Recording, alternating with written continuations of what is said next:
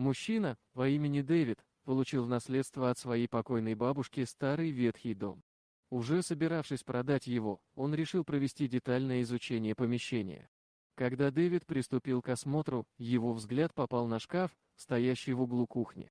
Внутри шкафа он обнаружил большое количество семейных фотографий, которые убирала на хранение его бабушка. Пыльный и забытый шкаф стал свидетельством прожитой жизни, наполненной любовью, счастьем и печалью. Изображения на фотографиях рассказывали истории семейных традиций, радостных моментов и грустных потерь. Дэвид не мог сдержать слезы, охваченные волной эмоций.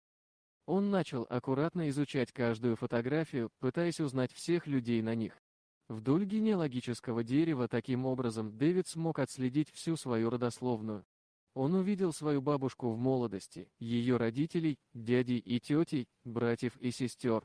Фотографии были свидетельством богатой истории его семьи, которая простиралась на несколько поколений назад.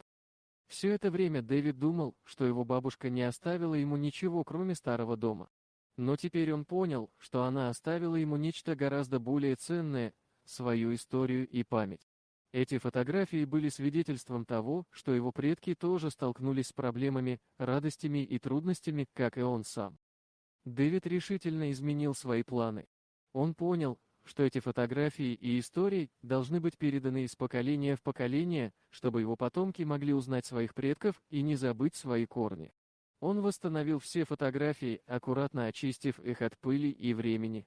Затем он собрал их в красивый альбом и начал документировать истории, связанные с каждой фотографией. Дэвид рассказывал своим детям и внукам о прошлом семьи, о тех, кто сформировал их сегодняшнюю жизнь. Он делился с ними воспоминаниями о своей бабушке и о том, как она любила свою семью. Мужчина понимал, что эта память должна быть передана дальше, чтобы его потомки знали и ценили свои корни. Годы прошли, и Дэвид уже не был молодым мужчиной. Но он продолжал сохранять и передавать свою семейную историю. Его потомки слушали его рассказы с уважением и интересом, погружаясь в прошлое, которое сделало их семью такой, какая она есть сегодня. Старый дом, который Дэвид получил в наследство, превратился в место, где хранилась не только история, но и любовь, благодарность и связь со своими корнями. Этот дом стал символом семейной памяти, которая продолжала жить в сердцах его потомков. Каждое поколение передавало эту память следующему, сохраняя историю и фотографии, добавляя к ним свои собственные истории и воспоминания. Дом стал своего рода святыней, где каждая фотография, каждая история жила и продолжала вдохновлять будущие поколения. Так, через годы и десятилетия, мужчина получил в наследство не только старый дом, но и бесценное наследие своей семьи. Он понял, что эта память и история – это то, что делает его семью цельной, связанной и сильной.